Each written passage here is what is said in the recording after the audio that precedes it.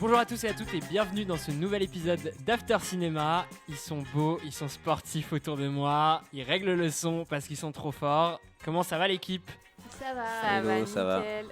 Il fait hyper beau en ce moment à Paris. Ouais, c'est vrai. J'espère que d'ici que l'épisode sorte, il fera toujours beau. Et bah écoutez, on est très content pour ce mois de février avec un beau programme puisqu'on va se parler de 5 septembre, de The Brutalist, de A Real Pain et de Queer. Mais d'abord, on commence par la section tant attendue, celle que vous attendez tous et que vous appréciez tous, le quiz. Et donc, comme je l'avais annoncé en janvier, maintenant on est sur de la pure anecdote, plus de questions chiffrées, plus rien. Et donc on s'y tient. Là, même j'ai utilisé qu'une seule fois sur les questions le Joker, questions hors des films. Donc cette fois, il y avait des anecdotes autour des films. Est-ce que vous êtes prêts ? Est-ce que vous êtes chaud ? On est prêt et Bouillante. chaud. Yes. Eh ben, on est parti pour une première question. La première, il y a moyen que vous ayez vu passer l'info quand même, parce qu'elle a été pas mal circulée. Elle a pas mal circulé, pardon. C'est sur A Real Pain. Il y a une actrice très très très connue qui est productrice du film, qui a été super impliquée et qui a même dirigé Jesse Eisenberg dans ses scènes. Qui est Emma Stone. Bravo Snéha. Bravo, un point. Snéha. Putain, bravo. En effet, c'est Emma Stone qui a produit le film et qui a même d'ailleurs largement contribué à ce qui se fasse. Et même au-delà de ça, c'est elle qui a convaincu Kieran Culkin de prendre le rôle parce qu'en fait, il venait de finir la saison 4 de Succession et il avait un peu la flemme de partir en tournage en Pologne. Et donc, c'est elle qui l'a convaincu. On le comprend. Allez, on continue avec la deuxième question, toujours pour Real Pain. Alors, Jesse Eisenberg a changé un élément très important de son film après l'écriture. Mais lequel ? Donc, comme d'habitude, je vous laisse faire des propositions et je vous donne des indices pêle-mêle. Il a écrit le film d'une telle manière et il a changé un élément très important au moment de tourner le film. Est-ce qu'ils étaient pas cousins mais genre frères? Non, c'est pas ça. Il l'a écrit pour lui tout seul. C'est-à-dire ? Bah, au départ, il y avait un seul personnage qui partait. Non, c'est pas ça. Il n'y avait pas la grand-mère morte? Non, c'est pas ça. Ça se passait pas en Pologne? Non, c'est Il n'y avait ça. pas le groupe, ils y allaient juste à deux? Non, c'est pas ça. Il partait pas avec la grand-mère. Vous étiez pas mal sur le délire des cousins. Genre en mode des rôles de cousins, etc. Ils devaient avoir les rôles inverses? Lui, il devait prendre le rôle de... C'est un très bon point pour Nina. En effet, il devait jouer le cousin Benji, donc celui qui est joué par Kieran Culkin. Il disait, en fait, au début, j'ai écrit ce rôle pour moi parce que, comme le personnage en parle, le personnage de Jesse Eisenberg, en fait, Jesse Eisenberg, il aimerait être le personnage de Benji dans la vie, genre mettre un peu exubérant, qui illumine une pièce, etc. Et du coup, en fait, il avait écrit ce rôle pour lui, mais finalement, il s'est dit que Kieran Culkin serait bien meilleur là-dedans. Voilà pour ce rôle-là. On continue. Alors, troisième question. Vous êtes très fort ce soir, vous êtes très en forme. Sur The Brutalist. The Brutalist, c'est un film qui a eu une production difficile. Genre, ça fait très longtemps que Brady Corbett, le réalisateur, se traîne ce film-là. Il avait réussi à concrétiser le projet avant le Covid et il y avait un casting complètement différent. C'est-à-dire qu'il y avait, dans les rôles principaux, il n'y avait aucun acteur en commun. Notamment, par exemple, Adrien Brody, ça devait être Joel Edgerton à la place. Et à la place de Hershebet, il y avait une actrice très connue qui devait jouer le rôle de la femme, donc de l'architecte. Qui est-ce ? Vanessa Kirby. Non. Vanessa Kirby devait jouer dans le film, mais elle devait pas jouer la femme. Angelina Jolie. Non, Est-ce que c'était une américaine? non. C'était une française? Ah oui, Marion Cotillard. Et c'est un point pour Gaspard. Ah putain. Je t'ai fait une passe des Ah ouais, alors là, elle a construit l'action, elle a centré, et là c'est une tête piquée de Gaspard dans le but. Bah attends, elle m'en devait une. Non, en effet, ouais, c'était Marion Cotillard qui devait jouer dans le rôle. Et donc, suite au Covid, en fait, aucun acteur n'avait encore l'agenda. Et par contre, tu l'as très bien dit, Vanessa Kirby devait être au casting, mais elle devait jouer le rôle de Stacey Martin, donc la fille du riche, en fait. Voilà. En vrai, ça aurait été 100% un rôle pour Marion Cotillard. Elle a fait The Immigrant, qui est un film un peu sur la même thématique déjà, d'immigration, etc. Donc, ça collait, quoi. Ça, je l'ai vu parce que quand tu tapes The Brutalist sur Google, il te sort le cast potentiellement d'avant. Enfin, genre, il te sort certains éléments. Genre, par exemple, il y avait Vanessa Kirby qui pop, alors qu'en fait, pas du tout. Alors, anecdote suivante qui est pour Queer. C'est l'avant-dernière question. Vous êtes très très fort ce soir, hein, vraiment très en forme. Alors, pour Queer, il y a une scène donc, où il se roule dans de la terre, sans spoiler le pourquoi du comment, mais il se roule dans de la terre. Suite au tournage de cette scène, les acteurs étaient méga excités, genre vraiment surex. Pourquoi ? Ah, parce que il y avait du gingembre. Non, Parce que c'était du cannabis? non. Non, mais excité au. Non, ils étaient vraiment, ils avaient du peps, quoi. Ils étaient vraiment, et pas du tout, c'est Ouais, pas du parce tout qu'il y avait de sexuel. la cocaïne dans le. Non, Il y avait de l'ayahuasca? non. Il y avait quelque chose dans la terre. Ouais, c'est très fort. Vous êtes vraiment, ce soir, vous êtes des monstres, parce que c'est vraiment C'était ça. de la drogue? Non, De l'or? non, non, non. Vas-y. Du chocolat? Non, je vais cadrer un peu. L'idée, le pourquoi du comment, c'est que en fait, ils pouvaient pas se rouler dans de la vraie terre parce que sinon ils allaient Ah. s'égratigner et donc ça allait plus être très esthétique quand au bout de la première prise, ils seraient pleins d'égratignures. Dans du chocolat. Non. Du coup, ils Dans ont du roulé caca? dans autre chose Dans du cacao. qui ressemble à de la terre. Non, Ah si, de la terre battue. Ah bah non. non, qui te rend excité. Du café? Ouais, bravo Snéa. De la marc de café, en effet. Ils ont utilisé de la marc de café. Donc, c'était Daniel Craig qui expliquait ça. En fait, le premier jour, ils ont voulu tourner sur de la vraie terre. Et en fait, ils se sont arrêtés direct parce qu'ils se sont dit, mais en fait, on va faire une prise et ils vont être plein d'égratignures et ça va être mort après pour faire une deuxième. Donc, ils ont arrêté pour ce jour-là. Et le lendemain, ils sont revenus. Et en fait, à la place de trucs de terre, il y avait genre en mode, mais vraiment 300 kilos de marc de café pour faire une imitation de terre, genre, dans laquelle ils se sont roulés, genre. Et sauf qu'en fait, Daniel Craig a expliqué que la marc de café, ça rentre aussi par la peau.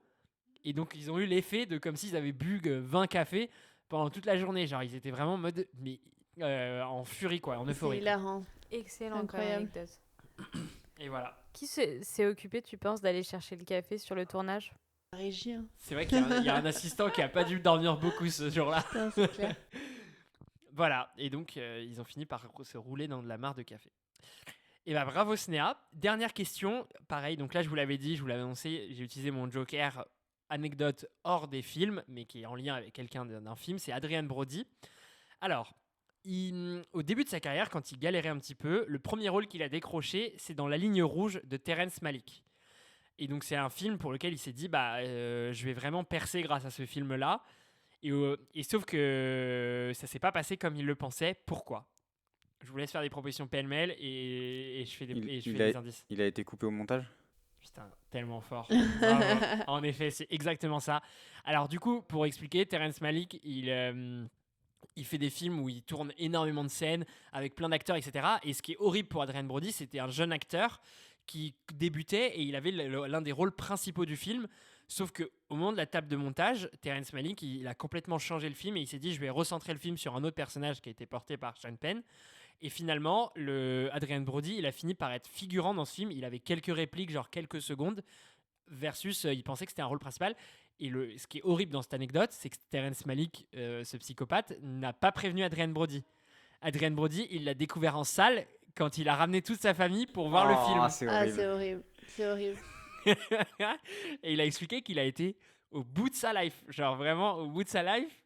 Aujourd'hui, maintenant, avec recul, il dit ouais, c'était un mal pour un bien, j'étais trop jeune pour percer, etc. Et puis il a eu le pianiste après qui a fait un tournant, mais genre il a dit sur le moment, ça a été un énorme coup dur dans ma vie. Genre l'humiliation quand même. J'adore cette anecdote, c'est horrible. Pas un mec sympa, Terrence Malick, mais bon. Ah ouais, c'est On clair. s'en doutait. Hein. Les génies, hein. Les génies. hein. Putain. Et bravo, en tout cas vous étiez méga fort, il va falloir que je muscle mon jeu pour les mois suivants sur les questions quiz parce que vous êtes devenus des monstres absolus, genre vraiment. Merci à toi d'avoir préparé. Et c'est tout pour le quiz pour ce mois-ci, on se donne rendez-vous en mars et on va passer à nos films du mois de février. Et on est parti pour le premier film, 5 septembre. Are the terrorists seeing this? Our job is to tell the story of these individuals whose lives are at stake. It's not okay if we made it worse. They know the whole world is watching. If they shoot someone on live television, whose story is that? Is it ours or is it theirs? Le film se déroule lors des Jeux Olympiques de Munich de 1972. L'équipe de télévision américaine se voit contrainte d'interrompre subitement la diffusion des compétitions pour couvrir la prise d'otages en direct d'athlètes israéliens. Donc c'est moi qui vais présenter ce film. C'est un film que j'ai beaucoup aimé parce que d'une part, ça parle d'un sujet mais traité sous l'angle journalistique. Donc ça parle de la prise d'otage, donc comme disait Gaspard, d'athlètes israéliens pendant les Jeux Olympiques. Donc c'est inspiré de faits réels.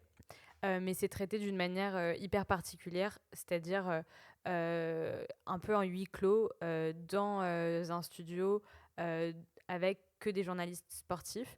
Et donc, premièrement, ce qui est hyper intéressant, c'est qu'il va y avoir un vrai jeu de mise en scène où ils vont pas du tout traiter les événements en tant que tels, avec à vouloir exactement nous faire vivre et traverser tout ce qui s'est passé réellement, mais simplement à travers de comment les journalistes de la BBC ont... c'est la BBC Non, ABC. De la ABC. Ont traversé aussi l'information, comment ils ont eu des informations et comment ils ont essayé de les transmettre. Et donc, ça en vient à mon deuxième point. Il y a tout un travail et un discours très intéressant sur, en fait, qu'est-ce que tu fais d'une information, qu'est-ce qu'elle va transmettre à la personne qui la regarde. Notamment, je pense au moment où il y a la prise d'otage, où ils sont dans un conflit de morale entre est-ce qu'on devrait montrer ces images ou pas, parce que c'est du direct. Et je trouve qu'ils sont des questions encore vraiment d'actualité, entre est-ce qu'en fait on va faire de l'information et transmettre, ou plutôt finalement servir la cause terroriste en donnant peut-être un tremplin médiatique à des faits. Et je trouve qu'ils sont vraiment des questions qu'on pourrait encore se poser aujourd'hui. Et j'ai même le sentiment qu'aujourd'hui, on se pose d'ailleurs moins ces questions de la véracité de l'information et de quel va être l'impact des images, qu'en tout cas, ils avaient l'air de le faire dans le film. Et en fait, je trouve aussi que le sujet est quand même un sujet par ailleurs hyper fascinant, et que le film tient vraiment à appuyer sur le fait que les Jeux Olympiques ont quand même continué malgré ce fait tragique. Et ça, je trouve que c'est un truc qui est complètement fascinant. Fascinant dans l'horreur, hein, mais le fait qu'il y ait pu avoir une poursuite des Jeux alors que ces événements étaient en train de se passer. Donc, je trouve qu'ils ont appuyé en tout cas sur des faits que je trouve intéressants, des vrais événements. Mon point juste un peu de critique, ce serait qu'en fait, je trouve que, étant donné que c'est un espèce de huis clos dans les studios, en fait, je trouve que parfois, il sait pas trop quoi faire de sa caméra. Parce qu'il n'y a pas grand chose à filmer en fait, et qu'il y a plein de moments où je trouve que les plans ils ont toujours la même valeur, et que c'est un petit peu pauvre en termes d'image, et ça m'a peut-être du coup je trouve que c'était un peu la limite de ce dispositif là. Voilà. Je sais pas si vous voulez rebondir.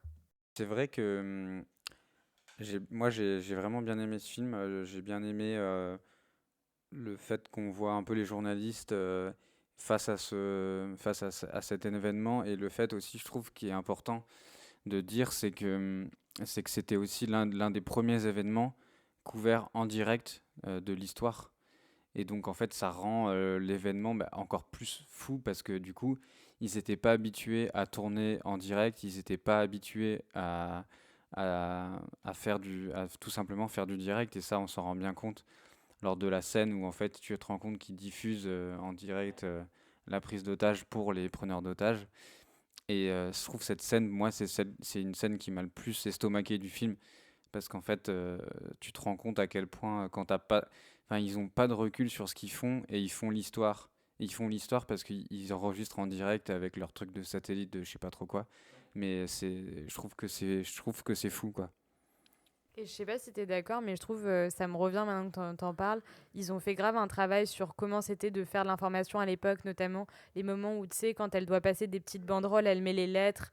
Et en fait, je trouve que ça, c'est vraiment une partie que j'ai adoré, de voir comment tu pouvais faire l'information à l'époque. Ouais, c'est vrai qu'ils accentuent pas mal, justement, un peu un truc film d'époque où tu vois un peu les petites mains et comment c'était fait artisanalement à l'époque, et c'est hyper intéressant parce que c'est des trucs qu'on n'a pas l'habitude de voir. Ouais, moi je suis hyper d'accord avec vous, je suis très alignée. Et j'ai aussi trouvé que c'était un film important notamment dans le sujet qu'il traite, parce que j'ai l'impression que moi, j'en avais entendu parler de cette prise d'otage, mais que finalement, quand j'ai parlé de ce film à des gens, il y a de moins en moins de gens, j'ai l'impression, qui sont au courant de cette prise d'otage. Et du coup, je trouvais ça important qu'on en parle. Et bah, j'ai trouvé comme vous, enfin j'ai trouvé que le traitement il était hyper efficace, hyper percutant, et que malgré le fait que ça soit dans un huis clos, où moi des fois j'ai un peu du mal avec les huis clos, je me suis pas du tout ennuyée. J'ai trouvé que les acteurs étaient hyper bons. Et en fait moi je sais que j'ai du mal avec les films sur, notamment par exemple sur les attentats, c'est un truc où j'ai pas du tout envie de voir une reconstitution ou des choses comme ça parce que ça me met mal. Et du coup, là, le traitement, pour moi, il était hyper intéressant. Il m'a permis vraiment d'apprendre un truc et de... Enfin voilà, moi j'ai été vraiment dithyrambique sur ce film. Je l'ai trouvé vraiment incroyable, hyper bien joué, hyper juste. Et Walid, je sais pas. Ouais, bah moi déjà je suis assez client de ce film. Déjà pour une dimension, c'est, vous le disiez, mais j'aime bien les films qui ont des partis pris un peu contraignants au départ. Et genre là, il y en a un peu deux, c'est-à-dire de rester dans les studios quasi exclusivement. Et on va juste à un moment sur le tarmac d'un aéroport, mais enfin, ou en tout cas dans les alentours d'un aéroport, mais c'est encore du point de vue des journalistes. Et genre ça, je trouve que c'est génial de s'y tenir aussi tout au long du film, de ne montrer que le point de vue des journalistes et jamais trahir ce dispositif-là, que tout ce qu'on voit, on le voit au travers de leurs yeux. Là où j'ai un peu une complémentarité et puis une différence avec vous, c'est que je préfère le film en fait pour sa dimension thriller que sa dimension politique. C'est-à-dire que j'aime beaucoup la tension qu'il y a dans le film, le rythme effréné et comment le film garde le rythme aussi parce qu'il nous tient en haleine et il arrive à maintenir un peu les rebondissements, à les amener au bon rythme avec enfin, sans jamais nous ennuyer, sans ventre mou. Et ça c'est assez fort parce que du coup le film nous tient en haleine pendant 1 heure et demie et arrive vraiment à nous maintenir tendus. Enfin moi il y a vraiment des scènes où j'étais particulièrement tendu. Bah, tu citais Gaspard, la scène où il filme les preneurs l'opération pardon, des forces allemandes sans penser que les Allemands, pardon, pas les Allemands, que les terroristes regardent la télé aussi. Sachant que je pense qu'en France, bah, nous, ça fait un peu, ça résonne encore plus parce que pendant l'hyper-cachère, il y a eu la même chose. Donc ça montre quand même que déjà, on n'a pas beaucoup évolué en termes de journalisme en direct depuis, ou en tout cas que les erreurs peuvent se répéter parce que, en tout cas, ça fait vraiment écho et moi, ça m'a un peu marqué. Mais sur la dimension politique, je reste quand même un peu sur mes réserves parce que je trouve intéressant tout le commentaire sur la naissance du journalisme en direct, des premiers dilemmes, de tout ce que ça apporte autour de la course à l'audimat, de se dire le moment où ils ont un dilemme de est-ce qu'on veut être le premier sur le scoop, même si on n'est pas sûr du scoop. Et etc. Ça, je trouve que c'est intéressant et c'est toujours d'actualité. Donc, je pense que, on a toujours des médias qui se targuent justement d'être premiers sur l'info et pas vraiment premiers sur la vraie info. Et donc ça là-dessus, je trouve ça hyper intéressant, mais ça reste quand même un peu superficiel. Sur l'aspect géopolitique, je trouve que pareil, c'est un peu le sujet où ça reste un peu, ça effleure le sujet, c'est-à-dire que ça parle rapidement du Moyen-Orient, mais sans vraiment creuser. Et surtout, le deuxième sujet que je trouve un peu frustrant, alors qu'il est hyper intéressant, c'est quand même que ça a volonté, et notamment au travers du personnage de Léonie Bénèche, de parler de l'Allemagne après la Seconde Guerre mondiale, qui a cette culpabilité, qui veut organiser des Jeux Olympiques. Et je trouve que c'est un élément qui est hyper important dans le récit parce que ça explique plein de choses de comment l'Allemagne a abordé cet événement. Mais sauf que ça l'aborde pas assez et que ça l'explore pas assez à mon goût. Et du coup, je reste un peu sur ma faim sur la dimension politique. Mais voilà, c'est vraiment là-dessus. Mais sinon, après, je suis assez d'accord sur les acteurs. Et moi, sur les acteurs, je voulais juste faire une mention spéciale pour un acteur que je trouve toujours excellent, mais c'est Peter Sarsgaard. Parce que je suis là, vraiment, je me suis rendu compte que dans tous les films, les œuvres où je le vois, je le trouve excellent. Au début de l'année, on l'a vu dans Présumé coupable. Je l'avais vu dans The Batman aussi, où il a un rôle secondaire, mais je le trouve vraiment très très fort. Gaspard, tu voulais compléter, pardon? Ouais, je te trouve dur en fait. Dur, pourquoi? Parce que je trouve que on voit que c'est pas mal traité ce truc de l'Allemagne après la guerre. Moi, ça m'a hyper intéressé cette partie et je trouve que bah c'est dur de tout ce que tu dis comme défaut on n'est pas assez rentré dans ça, on n'est pas assez rentré dans ça, bah tu perds une qualité du film qui dure 1h35.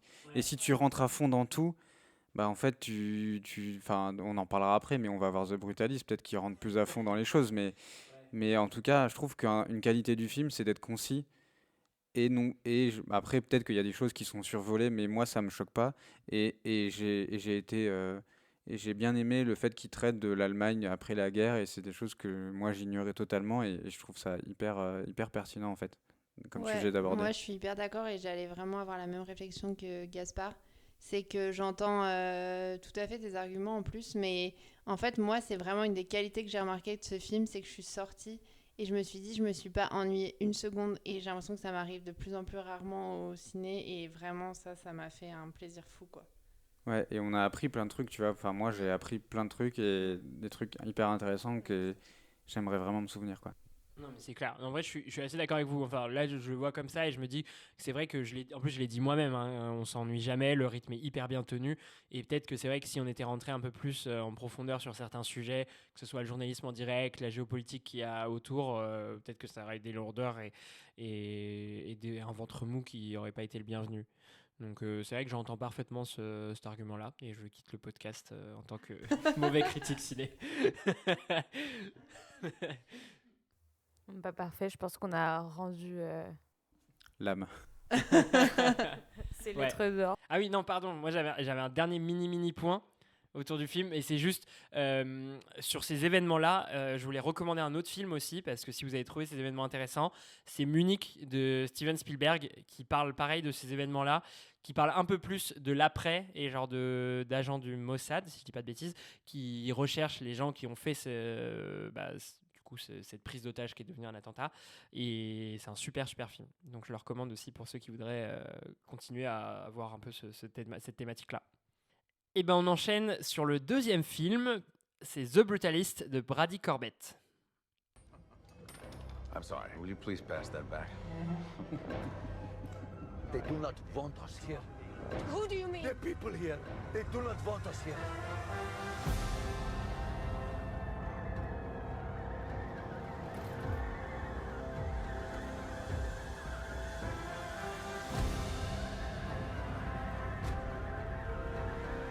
When dogs get sick, they often bite the hand of those who fed them. Until someone mercifully puts them down. L'histoire, sur près de 30 ans, d'un architecte juif né en Hongrie, Laszlo Toth. Revenu d'un camp de concentration, il émigre avec sa femme, Erzsébet, après la fin de la Seconde Guerre mondiale aux États-Unis pour connaître son rêve américain. Et ben c'est moi qui vais ouvrir le bal sur The Brutalist et je vais le dire en intro, mais je pense que c'est, enfin en tout cas de mon point de vue, le meilleur film que j'ai vu depuis qu'on fait After Cinéma, pas de ma vie, mais depuis qu'on fait After Cinéma. Je vais essayer d'avoir le même enthousiasme que Gaspard pour Emilia Pérez. Non, ça c'est impossible à reproduire. Non, mais en vrai, c'est un peu difficile d'en parler parce que j'ai pas beaucoup de défauts en fait, et je vous laisserai pour la partie un peu nuance et je vais m'attarder à faire l'éloge de ce film-là. Mais déjà, en vrai, je vais le dire en préambule parce qu'il faut dire d'où je parle, mais je suis hyper client de genre ces fresques que le cinéma américain, genre c'est bien raconté. Genre, je trouve qu'il n'y a que le cinéma américain qui sait faire des films de 3h30 comme ça, qui racontent la vie. Bon, il y a tous les films de Scorsese, Il était une fois en Amérique. Ce genre de film-là, moi, je suis hyper client et j'ai aucun problème avec la longueur. Genre, là, en l'occurrence, c'est plus de 3h30. J'aurais même pu regarder le film sans l'entracte, mais vraiment, je n'ai pas ce souci. Je sais que beaucoup l'ont et c'est tout à fait légitime. En l'occurrence, moi, ce genre de film, ça passe mieux parce que j'ai pas ce problème-là. Du coup, dans tout ce que j'ai le plus aimé, je vais essayer de faire pas trop long et de m'attarder vraiment sur les gros points forts selon moi qui m'ont emporté. Mais donc le premier, c'est la réalisation. Enfin, je trouve que Brady Corbett est génial. Enfin, je le découvre complètement. J'ai pas vu ses précédents films, mais sur l'aspect mise en scène, tout le film, je trouve ça incroyable. Genre le film, il m'emporte dès la première scène, genre sur le bateau où genre il commence à filmer de près Adrien Brody qui est perdu jusqu'au plan de la statue de la Liberté à l'envers. C'est pas l'effet le plus subtil du film, mais c'est quand même un qui m'a sonné. Et ce que je voulais dire sur la mise en scène, deux éléments vraiment importants. Le premier, c'était surtout de la manière dont il filme la matière. Il y a notamment l'une de mes scènes préférées qui est dans des montagnes d'exploitation de marbre, où c'est vraiment sublime. Enfin, vraiment, j'ai été soufflé par les images que j'avais devant les yeux. Et genre, rien qu'avec ça, avec cette mise en scène-là, le film m'avait. Genre, avant même de me raconter une histoire, d'avoir des acteurs, genre, rien que de voir ces images-là, j'étais déjà complètement éberlué et sonné. Et du coup, tout ce qui était filmer la matière, filmer la manière dont on construit les bâtiments, le béton, etc. Et surtout dans le mouvement du brutalisme qui revient à la matière brute, je trouvais que c'était un enjeu un peu primordial du film et il arrive super bien à le faire. Et le deuxième élément de mise en scène que je trouve très fort et qui va un peu en lien avec ça, c'est un truc que, par exemple, un film Un Parfait Inconnu n'arrive pas à faire. C'est qu'un Parfait Inconnu, pour nous dire que Bob Dylan est un génie, il va filmer les autres personnages qui sont émus et hyper soufflés par la musique de Bob Dylan. Mais nous-mêmes, on va pas forcément être impressionnés par la musique de Bob Dylan. Là, par contre, l'architecture de Laszlo Tosz, le personnage d'Adrian Brody, les éléments qui décorent, etc., la mise en scène arrive à montrer leur beauté et arrive à montrer à quel point ils sont incroyables et j'ai pas besoin que les autres personnages me disent ah regardez c'est incroyable ce qu'il vient de faire. Moi-même je le pense avant et je comprends le génie, la torture, les souffrances de ce gars-là qu'il met dans ses œuvres et ça je trouve ça incroyable. Bon, sur le jeu d'acteurs, je vais passer très rapidement, mais ils sont tous, je trouve tous les acteurs incroyables et les deux mentions spéciales. Bon, Adrien Brody qui porte tout le film et Guy Pearce qui joue vraiment en mode ce faux philanthrope, mais vraiment Satan en fait, qui est vraiment l'équivalent de Satan. Et juste avant de vous laisser la main, le dernier point que je voulais mettre en avant sur ce film et qui est mon préféré, c'est qu'il déconstruit un peu un genre de film que moi j'adore, qui est le rise and fall, c'est-à-dire de commencer un personnage qui part d'en bas, qui va avoir une ascension et qui va redescendre. En fait, je trouve que c'est vraiment une déconstruction de ce genre parce que là, il revient à un genre où en fait, on se dit, en réalité, le parcours de ce mec, c'est aléatoire.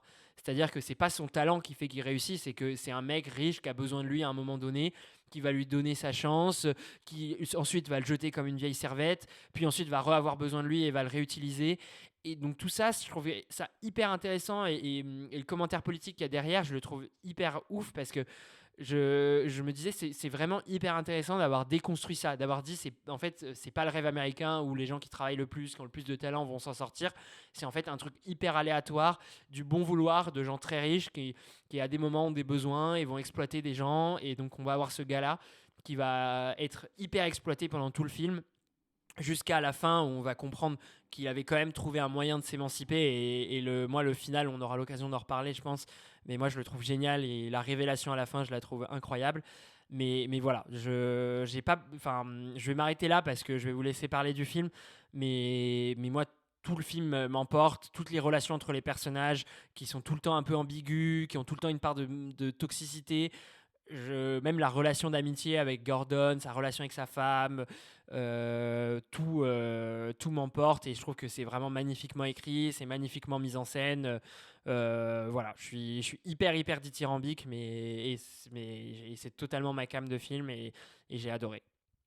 Voilà. Qui veut prendre la suite pour nuancer un peu? C'est un peu dur de passer après toi. Moi, je suis globalement d'accord avec tout ce que tu dis. J'ai pas trouvé le film si long et pourtant je suis pas friande des films qui durent plus de 3 heures. Et là, j'ai trouvé que même avec l'entracte, c'était en fait, ça te permettait un peu de reprendre, je sais pas, tes esprits et de faire un peu autre chose avant de te replonger dans le film. Et j'ai trouvé que c'était pas une mauvaise idée. Je vais pas reprendre tous les éléments que tu as dit, mais globalement, je suis hyper d'accord avec toi et je trouve que de faire un film déjà qui va parler quand même de plein de choses au travers de l'architecture, je trouve que c'est une idée hyper originale. Et ce que j'ai le plus aimé du film, c'est qu'en fait, j'avais rien lu sur le film avant. Et quand je suis sortie du film, j'ai absolument voulu savoir qui était ce Laszlo Todd et de me dire qu'en fait, ce personnage avait été monté de toutes pièces tout en étant aussi pointilleux sur l'histoire et sur les détails de ce que ce personnage avait pu vivre. J'ai trouvé ça en vrai complètement fou. Et la troisième chose, c'est que je trouve que c'est une très belle description de ce qu'a pu être le rêve américain en réalité pour des milliers de migrants. Et je trouve que c'est un sujet qui finalement n'est pas souvent traité de cette de cette manière, avec toutes ces ambiguïtés, toutes ces ambivalences, c'est-à-dire d'un personnage qui à la fois a envie de prouver aux États-Unis que il vaut autant que les autres, tout en ayant énormément d'amertume envers eux. Et donc tout ça, je trouve ça brillamment fait. Le seul truc, c'est que je dirais que je trouve qu'il y a quelques personnages qui, à mon sens, manquent un peu de nuance. Notamment, par exemple, le fils du philanthrope, je sais plus comment il s'appelle, mais qui, je trouve qu'il était moins bon dans l'écriture que les autres personnages. Et je trouve qu'il sait pas trop quoi faire de la famille aussi de Laszlo Toth, notamment sa femme et sa nièce, où je trouve que il y a plein de moments où je trouve que c'est des personnages qui servent pas trop le récit, et des moments où un peu moi je me suis un petit peu ennuyée et que voilà, je sais pas, je trouve que pour moi le truc qui était du génie, c'était un peu le personnage principal, mais les personnages autour de lui, je les trouve quand même globalement moins investis quoi par le réalisateur, et je sais pas trop quelles sont vraiment finalement leurs fonctions. Euh, Moi, c'est intéressant ce que tu dis, je trouve, Snéha, sur les personnages, parce que je l'avais pas trop noté. Mais maintenant que tu en parles, je suis vraiment assez d'accord. Ouais, À idem. l'exception du philanthrope dont tu parlais, Walid, où effectivement je trouve que son personnage est hyper bien développé et hyper pointu dans le film. Moi, sur la durée du film, je vais apporter une petite nuance. J'ai trouvé que le principe de l'entracte était super. Je trouve que tu vas vraiment, tu vis vraiment, enfin, comme une sortie au théâtre. Enfin, c'est vraiment un moment de cinéma à part entière. Et j'ai trouvé ça hyper intéressant et hyper bien de pouvoir faire cette coupure quand le film est aussi long. Mais malgré tout, j'ai trouvé ça un peu long. Toutes les qualités du film que Walid t'a relevées, je suis hyper d'accord. Moi, en plus de ça, j'aimerais ajouter que j'ai trouvé ça hyper intéressant aussi de traiter notamment cette question des Juifs dans l'après-guerre et de réaliser qu'en fait ça s'arrêtait pas à la guerre et qu'après ça, malgré que tout le monde laissait sous-entendre qu'ils étaient désolés, et ben en fait il y avait toujours énormément de violence et ça c'est quelque chose qui m'a vachement marqué et que j'ai trouvé hyper bien traité dans le film. Gaspard, ton avis au global sur le film? J'ai vraiment bien aimé, j'ai vraiment adoré la réalisation, les acteurs principaux. Après, j'ai trouvé ça long, donc vraiment un mix.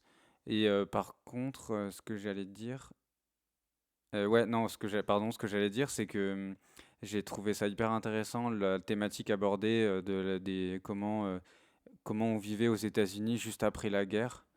Enfin, c'est hyper intéressant de la façon dont c'est hyper intéressant cette histoire de savoir, de comprendre comment en fait c'était après la guerre, après toutes ces horreurs, et enfin, je trouve que la thématique, elle est super intéressante. Et par contre, si je pouvais, malgré que j'ai énormément aimé ce film, j'ai eu un petit problème avec la fin du film. Et en fait, je m'en suis pas rendu compte tout de suite, mais en parlant, j'ai trouvé ça vraiment pertinent. Parce que beaucoup de gens m'ont dit qu'ils avaient eu un problème avec la fin et j'étais assez d'accord. Parce qu'en fait, à la fin, j'ai eu l'impression qu'il y avait un peu comme un besoin de tout dire et de traiter une immense temporalité. Avec ce moment où il est. Bah là, du coup, je fais une énorme alerte spoiler, mais donc à la fin, on le voit très vieux et on voit un peu ce qu'il a traversé. Et j'ai pas trouvé ça nécessaire. J'ai vraiment trouvé que ça aurait pu s'arrêter avant et que ça aurait été très bien. Mais donc, tu avais compris que ces œuvres, elles rappelaient ce qu'il avait vécu dans les camps. Tu avais compris que, par exemple, l'œuvre qu'on voit qui construit, ça, ra- ça, ça rappelle les cheminées des camps et les salles des camps. T'avais compris? Maintenant que tu le dis, pas vraiment, mais je l'ai pas non plus compris avec la fin, je crois. Ouais, parce que dans la fin, ils disent explicitement que en fait, l'art de Laszlo Toth, c'est de représenter les camps de concentration via son art, quoi. Ouais, mais est-ce que t'as vraiment besoin de ça pour le comprendre? Je sais pas. Bah, en tout cas, moi, j'avais pas compris. Et du coup, je trouve ça hyper beau et enfin puissant. Mais en même temps, j'étais un peu deg de pas avoir compris par moi-même, quoi. Qu'on m'avait pas fait plus comprendre. Ouais. Ouais, parce que moi, ce que j'ai lu, enfin, de la part des détracteurs, et après je vais répondre parce que moi j'ai un peu ma vision aussi sur la fin, mais c'est qu'il il y a pas mal de gens qui disaient c'est un peu un aveu d'échec, c'est-à-dire qu'il n'a pas réussi à nous l'expliquer pendant le film, à nous le faire ressentir, et du coup il fait monter sur scène dans l'épilogue un personnage qui va expliquer la fin, enfin en tout cas qui va expliquer le film en disant voilà l'œuvre de Laszlo Tosz qui était inspirée de son expérience dans les camps, etc. Et qui du coup fait un peu office d'explication, de service après-vente du film. Moi, je ne l'ai pas vécu comme ça, je l'ai plus vécu comme un plot twist. C'est-à-dire qu'en fait, il y a plein de références dans le film qui sont un peu cryptiques. Tu vois, tu sens que c'est un personnage qui est quand même qui est hyper souffrant. Il y a son impuissance d'ailleurs sexuelle qui est quand même plein de fois montrée. Il y a plein de moments où il dit à sa femme, je ne sais pas si je vais réussir à aller au bout de ces travaux, mais il faut que je le fasse. Et tu ne comprends pas totalement le pourquoi il y a ce poids sur ses épaules d'aller au bout de ce chantier qui est pourtant imaginé par un autre. Et du coup, moi, c'est plus un truc que j'ai vécu comme un twist à la fin, de me dire « Ah, mais en fait, il était en train de s'émanciper de ses souffrances. » Et c'est pour ça il avait ce rapport si viscéral au chantier, prêt à y revenir à coûte que coûte et à se faire surexploiter pour y arriver. Parce qu'il y avait ce rapport-là à la construction qu'il était en train de faire et qu'il a complètement hijack le projet du mec pour faire son propre projet à lui, quoi. Et du coup, moi, je l'ai vécu comme un twist. Ouais, en bien, donc. Ouais, moi, de toute façon, ce film, j'ai tout vécu en bien. Donc. Non, mais moi aussi, j'ai vécu en bien cette fin, parce que du coup, j'ai compris, et au-delà d'avoir compris, c'est aussi un moment très émouvant. J'ai trouvé cette fin, et au-delà de la musique de la fin que j'ai vraiment adoré, je trouve que cette scène de fin, elle est très émouvante. Top. Et voilà pour The Brutalist, qu'on vous recommande chaudement en tout cas. Et on va passer au troisième film. Pour le troisième film, on passe à A Real Pain de Jesse Eisenberg.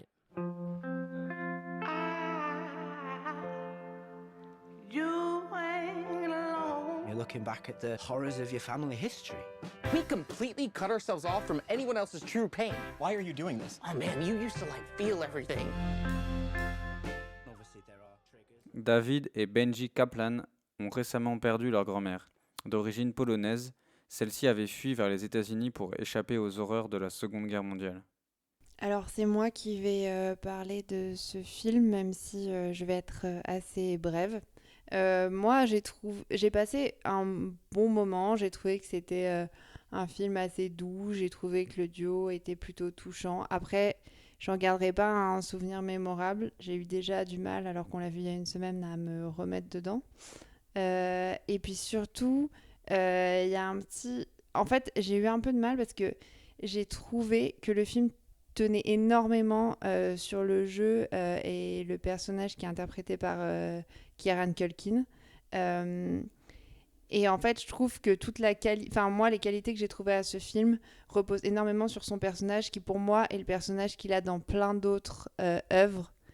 Et du coup, c'était intéressant ce que tu disais, Walid, tout à l'heure sur le fait qu'il devait être introverti et qu'à la base, il n'avait pas pensé à lui nécessairement comme acteur, parce que ça m'a un peu réconcilié avec cette idée qu'il n'avait pas fait ce film en pensant à lui, et donc construit ce personnage autour en fait de l'acteur.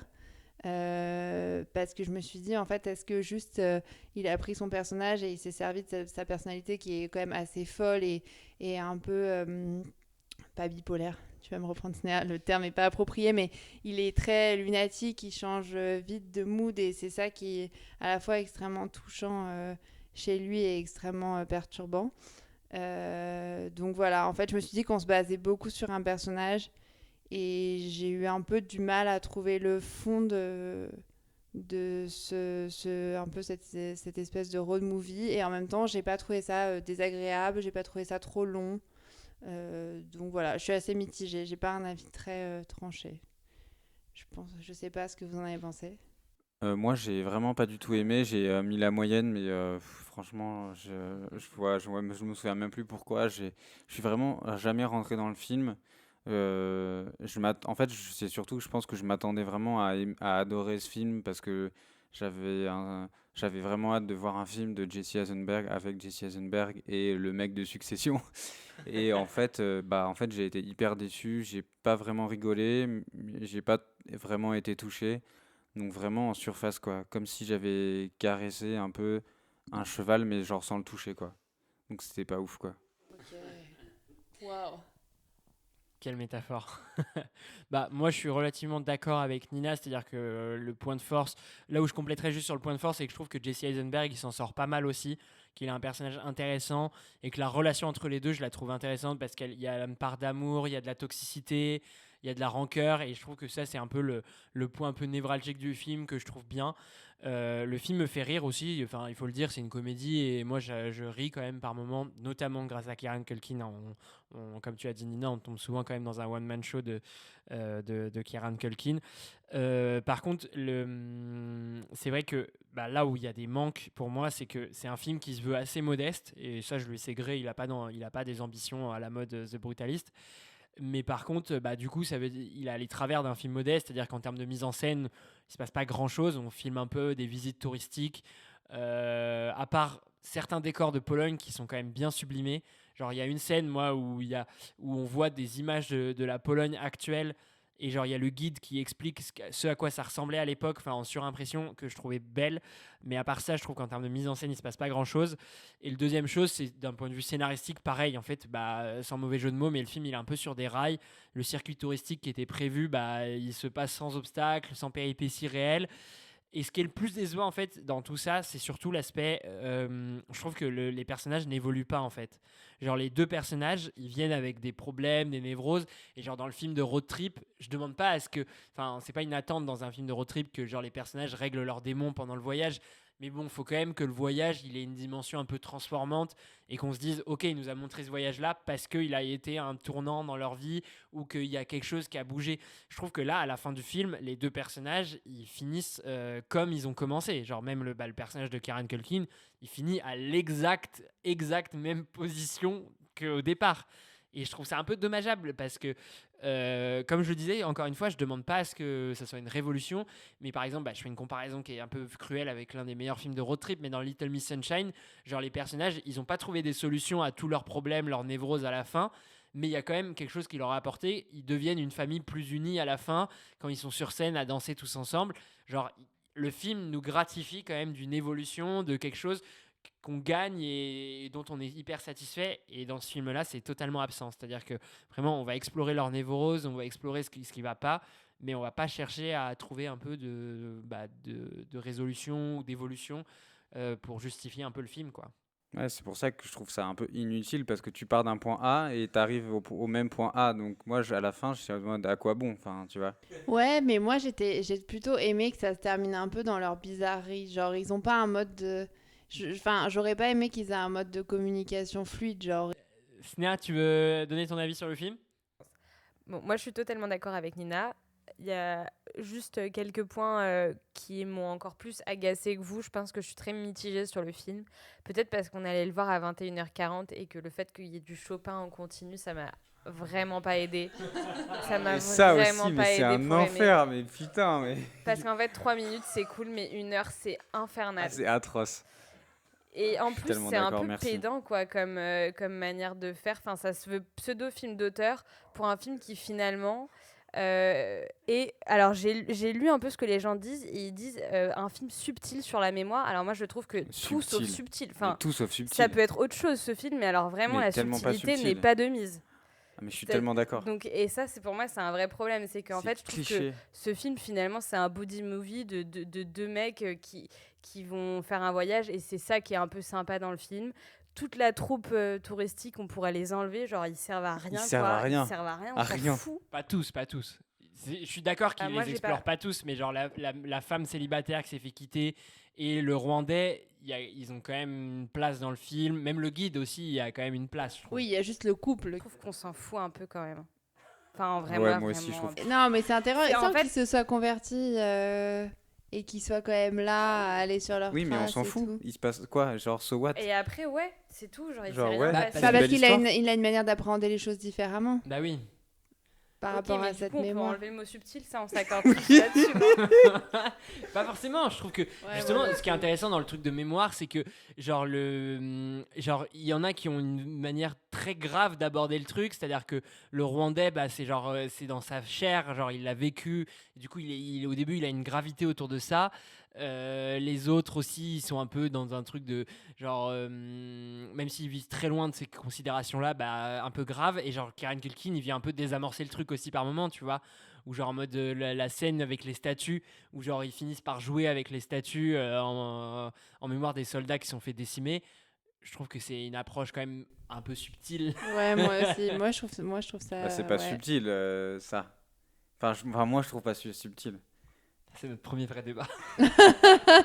Et puis, ouais, vraiment, je suis marqué par ça, par le fait que je trouve que rien n'est subtil, parce que les deux personnages principaux, je les trouve hyper caricaturaux, genre Kieran Culkin, il est genre bousillé par la vie, point A au point A, et l'autre, il est un peu complètement maniaque, accro à sa petite vie new-yorkaise, sa femme et son gosse. Et tout le film, c'est ça. Donc, comme tu dis, il n'y a pas d'évolution. Et surtout, ils sont hyper caricaturaux. Genre, c'est écrit, c'est comme ça. Et tout le film, moi, je les vois comme ça. Ouais, je suis d'accord. Mais non, en vrai, ils sont pas tant caricaturaux, en fait. Bah, si, lui, c'est Non, un Jesse cliché du Eisenberg, mec qui habite il est comme dans plein de à- duos. Lui, il est hyper résilient, alors que l'autre, il lui puise toute son énergie. Et en même temps, l'autre, il est un peu bousillé par sa vie. Et du coup, on lui excuse quand même d'être comme il est. Mais je sais pas, je les trouve pas vraiment caricaturaux, quoi. Je trouve que. Oui, mais par exemple, Jesse Eisenberg, il n'y a pas un seul moment où il s'énerve vraiment, et à l'inverse, celui qui est bousillé, il n'y a pas un seul moment où il se dit en vrai, je vais pouvoir Ouais. penser à l'autre. Ils sont Ouais. genre hyper rigides dans leur pied, Ouais. quoi. Souvent ça, pour moi, souvent les gens résilients sont toujours plus résilients et les gens qui te bouffent toujours plus, quoi. Oui, mais du coup, Enfin, je ça trouve va pas ça avec le fait hyper qu'il y ait... irréaliste, en fait. Mais C'est ça va vrai. avec le fait qu'il n'y ait C'est pas vrai. d'évolution et que ça soit toujours ça aussi. Oui. Ouais. Tu vois, Mais Gaz, finalement, c'est. Mais après, tout à l'heure, je disais qu'il n'y avait pas trop de mise en scène, mais il y a quelques petits trucs que je trouve subtils un peu dans la mise en scène. C'est par exemple Mais on s'en fout, on parlaait pas de ça. Non, mais on a dit subtilité. pardon, on je est rigole. dans Enfin, le Gaz, débat faut sur la pas le lancer subtilité. sur le débat, en fait, parce qu'il va trop loin. Il est violent en fait, ce mec. Non, mais par exemple, le truc de.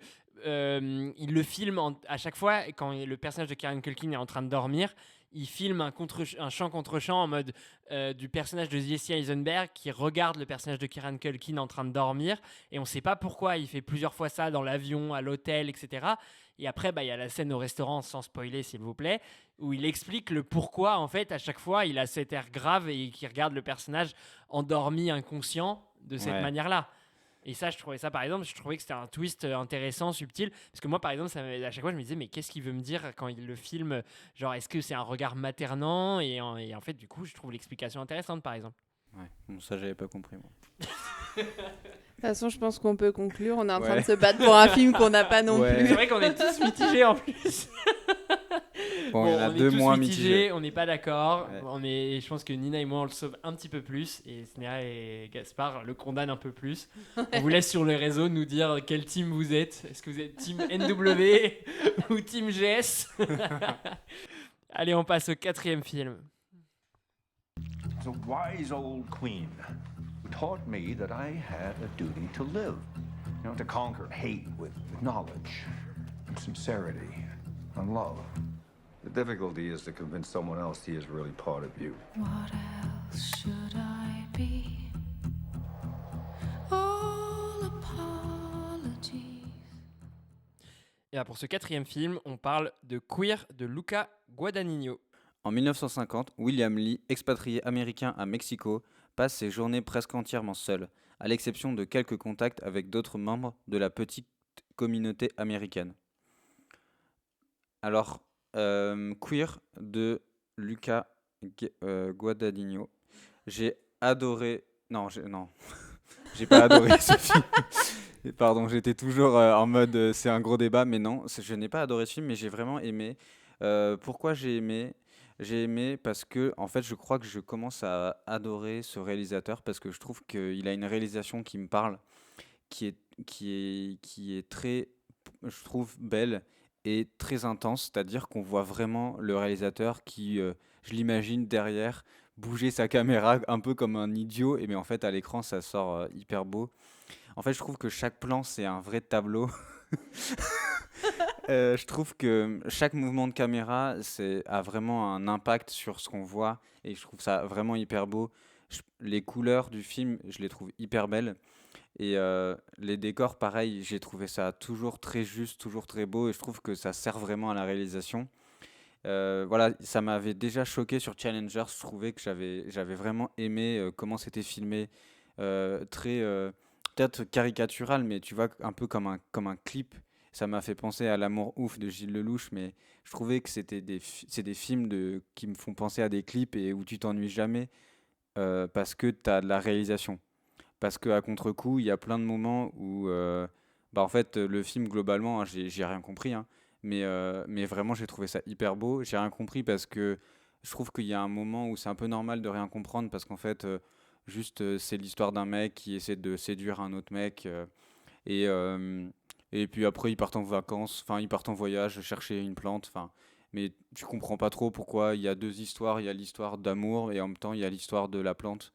Donc, ouais, enfin, j'ai rien compris, mais en même temps, c'était pas vraiment ça que j'étais venu voir. Parce que T'es vraiment, venu voir un clip, quoi. j'étais venu voir un clip et ouais, j'ai vu mon clip et c'était cool, quoi. Enfin, tu vois, la grosse musique et tout. Non, la musique, géniale. Mais voilà, enfin, c'est esthétiquement, pour moi, c'est génial.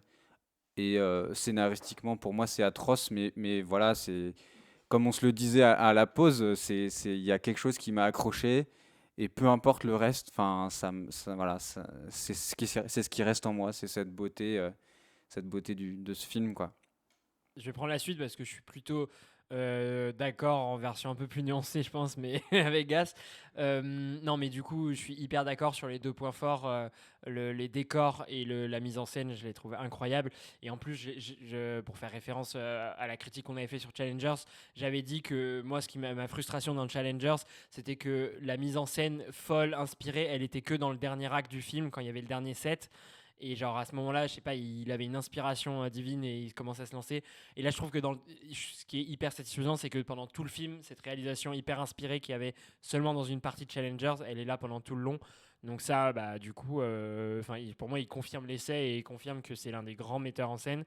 Après, du coup, je trouve que c'est vraiment l'un des films les plus difficiles à aborder depuis le début qu'on fait After Cinéma, parce que je trouve que c'est un vrai film à clé, genre avec beaucoup de références. Enfin, de ce que j'ai commencé à lire, c'est vraiment un film ultra référencé.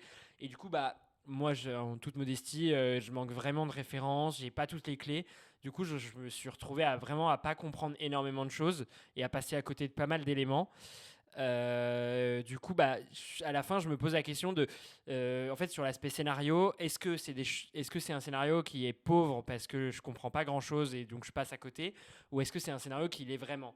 Parce que moi, du coup, de ce que je comprends du scénario, etc., c'est sur cette relation-là entre le personnage de Daniel Craig qui est hyper seul, qui est névrosé, et qui se retrouve face à un reflet un peu de lui plus jeune, qui lui ressemble un peu trait pour trait, mais en version jeune, fraîche, comme le jour, et insaisissable. Et au travers du Yahé, la plante qu'il cherche à avoir, il y a cette recherche d'une communion, d'une relation amoureuse, qui part pourtant, qui est hyper malsaine au départ, mais pour laquelle il recherche un élément de communion à la fin grâce à cette plante.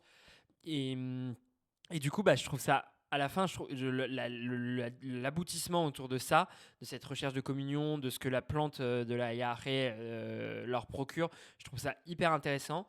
Mais dans l'entre-deux, je trouve qu'il y a pas mal de longueur. Et je sais pas si ces longueurs, c'est parce que ce qui me montre, je n'y comprends pas énormément de choses, ou si c'est vraiment en fait juste que ça se répète beaucoup, parce que il y a quand même, j'ai l'impression, beaucoup de scènes qui nous montrent la toxicité de la relation, où ils n'arrivent pas à se comprendre, et puis il y a une relation un peu prédatrice de la part de Daniel Craig, et puis il y a aussi l'aspect toxicomane de Daniel Craig, du personnage de Daniel Craig, pardon, qui est beaucoup montré, etc.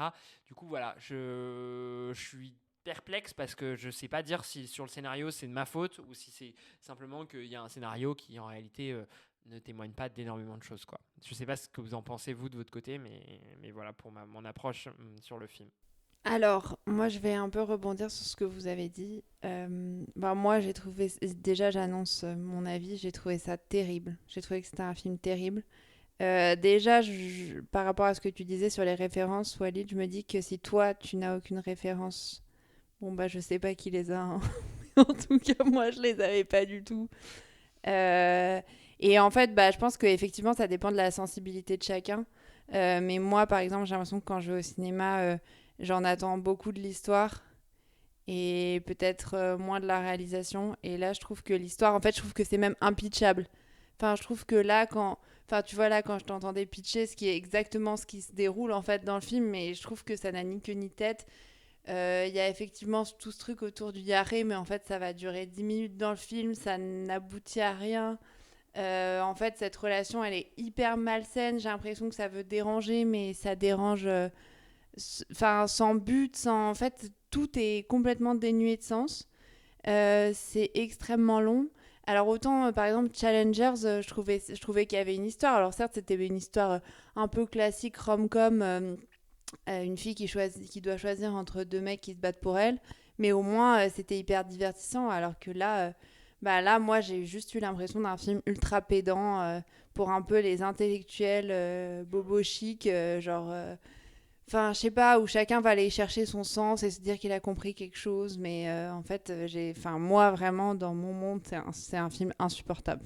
Et Snéha, je sais pas ce que toi t'en as pensé. Bah, pareil que vous, enfin, en fait, la synthèse d'un peu tous vos avis, je suis hyper d'accord. Enfin, je pense que ce qui est accessible pour moi, c'est ce qu'a dit Gaspard, genre la réal, je trouve ça exceptionnel et éblouissant. J'aime bien le côté un peu décor, un peu, tu sais pas si c'est du papier mâché, si c'est une vraie ville, et en même temps, t'as toujours l'impression d'être dans un truc un peu onirique, et ça, je trouve ça hyper stylé.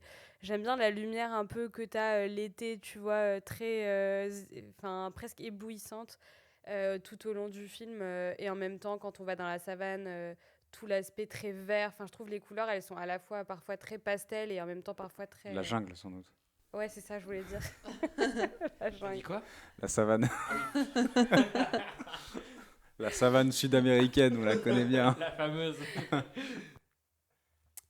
J'adore les ambiances des bars. Enfin, je trouve qu'il a Ouais. vraiment travaillé les ambiances des lieux à chaque fois, que ce soit les chambres, les bars, même dans la jungle. Je trouve qu'il y a aussi une forme d'ambiance qui est assez particulière et à chaque fois j'ai bien aimé les univers. Après, pour ce qui m'est enfin moi ce que j'en comprends du film, c'est que c'est un film qui m'a l'air quand même très adressé à la communauté homosexuelle masculine avec des références qui sont aussi parfois très adressées et qu'en fait déjà l'univers queer dans le cinéma c'est un univers qui est très enfin particulier et dans lequel il y a beaucoup de références et qui a un genre cinématographique qui moi m'est pas du tout familier et donc là j'avais pas du tout les références pour comprendre ce film. Et en plus, ce que j'en ai lu, c'est que c'est une adaptation d'un roman, ce film, qui est un roman qui apparemment, dans la communauté homosexuelle des années 80, a vraiment marqué, mais par la noirceur de ce bouquin. Et du coup, il en a fait une lecture qui n'est pas du tout, en fait, si noire. Et c'est enfin même par les couleurs qu'il a choisies, par l'univers dans lequel ils évoluent. Et en fait, tout ça, c'est des trucs que j'aimerais comprendre, mais qui malheureusement ne sont pas à ma portée. Et donc, j'ai l'impression de passer vraiment à côté du film et de pas vraiment pouvoir dire si en vrai c'est bien ou pas, parce que vraiment, juste très humblement, j'ai pas les connaissances sur cet univers, quoi. Voilà. Après, je trouve le film quand même assez noir, hein, enfin, que ce soit la relation entre les deux qui est quand même hyper malsaine et qui tient presque de la prostitution dans un sens. Euh, Pardon. La toxicomanie du personnage et sa dépression genre hyper forte. Et même l'aspect un peu l'oisiveté de leur vie, accablés par le soleil, où ils se retrouvent tous les jours au bar à la même heure, à vivre la même chose, boire du mezcal. en boucle, à boire de l'alcool, ouais, du mezcal, etc. Enfin, je trouve que ça c'est peut-être un contraste intéressant, mais c'est que les décors, le soleil peut prêter à un truc genre hyper joyeux, mais qu'en fait les personnages qui habitent ces décors-là sont hyper névrosés, hyper toxiques, enfin pas forcément toxiques, mais en tout cas ils sont hyper névrosés, hyper tristes. Et même le personnage de Drew Starkey, il est quand même, enfin pareil, en fait, il est un peu insaisissable. Moi, je le comprends un peu à la fin avec le truc du Yahé, mais avant, ça c'est un peu un point faible pour moi du film, mais il est vraiment insaisissable. C'est-à-dire que le personnage a 3 répliques à tout dire et genre 2 expressions à tout casser. Mais je trouve quand même qu'il y a un peu cette noirceur. Même dans la résolution du film à la fin, la conclusion, elle est quand même assez, sans spoiler, mais elle est quand même pas si lumineuse. Et moi, je voulais vous poser une dernière question, mais parce qu'en fait, sur ce film, je me suis posé la question. En règle générale, les films où je comprends pas tout, c'est pas forcément un problème si du point de vue émotion, genre ça arrive à quand même m'emporter et me faire vivre un peu une expérience. Et là, sur ce film, j'ai l'impression de rester sur ma faim parce que en termes d'émotion, j'ai pas l'impression à aucun moment d'être emporté. Et du coup, je voulais vous poser la question de vous déjà, est-ce que ça peut fonctionner sur vous, un film où vous comprenez pas tout, mais que les émotions fonctionnent? Et est-ce que dans ce film-là, bon, j'ai plutôt l'impression que non, mais est-ce que ça le fait sur vous, quoi? Moi, en fait, non, mais je vais dire un truc qui va un peu à contre-courant de ce que je dis depuis le début, mais j'ai aimé la première partie jusqu'à ce qu'ils partent en voyage, ou peut-être un peu avant. Mais bon, Avant bref. la savane, ouais. Les 20-30 premières minutes, je me suis dit, waouh, il y a vraiment un truc. Et à un moment, ça a switché, parce que, en fait... non, après, j'ai plus rien ressenti. J'ai trouvé ça... En fait, non, mais moi, le brouillon du scénario... Mais je sais pas, peut-être qu'il y a des gens qui diront que c'est pas brouillon, mais en fait, je trouve que c'est n'importe quoi. Il faudra me couper au montage, mais j'ai l'impression qu'il y a des choses qu'il a... En fait, je comprends ce que vous dites sur l'ambiance, et je suis hyper d'accord qu'il y a plein de choses qui semblent hyper travaillées, mais du coup, ça m'énerve d'autant plus que, que l'histoire soit pas travaillée, que les temporalités soient pas bien travaillées. Il y a des moments extrêmement longs, puis d'autres qui sont extrêmement courts. Enfin, je trouve ça très mal jaugé. Et du coup, en fait, non, malheureusement, ça a tellement pris le dessus sur tout le reste pour moi que l'émotion Moi, s'en est allée. Aucune émotion, pareil. Insipide. Blanc. Et toi, comme c'est neige. pas cohérent. Le gars adorait le film. Mais non, mais aucune émotion. Tout ce que j'ai ressenti passe par l'image, en fait. Donc, t'as de l'émotion par l'image. Ouais, on peut dire ça, mais pour moi, c'est pas pareil d'avoir de l'émotion par ce qui est raconté, tu vois. Genre, The Brutalist, j'étais ému pas par l'image, par ce qui est raconté. Là, j'étais ému, c'est un peu fort comme mot, mais j'étais impressionné par ce que je voyais. Peut-être pas ému, impressionné. Et vous, Sneha Walid? Cette palette de nuances que tu as, c'est exceptionnel.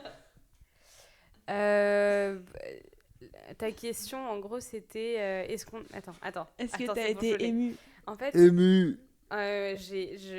Oui. Enfin, si moi, je suis émue... La réponse est oui. Non, mais si je suis émue, j'ai pas besoin de comprendre le film. Après, ça dépend, en fait. Par exemple, je donne 3 exemples. Par exemple, Quentin Dupieux, je comprends jamais rien. Mais comme souvent, ça me fait rire. Et que je sais que le but du film, c'est pas de comprendre quelque chose. Et ben, j'ai l'impression de pouvoir apprécier le film. Les films où j'ai l'impression que c'est truffé de références, comme ici, et que juste, c'est pas accessible si t'as pas fait un bac plus 12 sur la communauté LGBT, ça me saoule. Et sur le cinéma. Parce que moi, je trouve qu'il n'y a pas que des références de communauté LGBT. Enfin, ça, je sais pas d'ailleurs. Mais j'ai l'impression qu'il y en a. Et j'ai l'impression qu'il y a des références sur le cinéma. Mais je les ai pas non plus, tu vois. Mais je suis hyper d'accord. Et donc ça... Mais c'est juste une impression. On peut pas savoir si on les a pas en soi. Mais tu le sens quand même. Tu Oui, sens que tu tu le passes à sens. côté. C'est vrai qu'en sortant, tu te dis, je suis passé à côté d'un truc comme dit Nina, c'est le waouh, quoi. Et ben voilà pour Queer. Prenez ce que vous en prenez. Si vous voulez écouter Gaspard et si vous êtes friand de mise en scène, de décors magnifiques, et ben foncez. Et puis pour les autres, on vous déconseille plutôt le film. En tout cas, faites-vous votre avis. Et puis on a fait le tour en fait. Et on a fait nos 4 films avec pas mal d'énergie aujourd'hui. Une énergie assez chaotique, mais c'était assez marrant et on est très contents. Et puis on vous donne un rendez-vous en mars avec des super films au programme et notamment le retour de l'un des GOAT, Bong Joon-ho. On a hâte. En tout cas, j'ai hâte. Salut, à plus. Salut. Salut, merci à tous.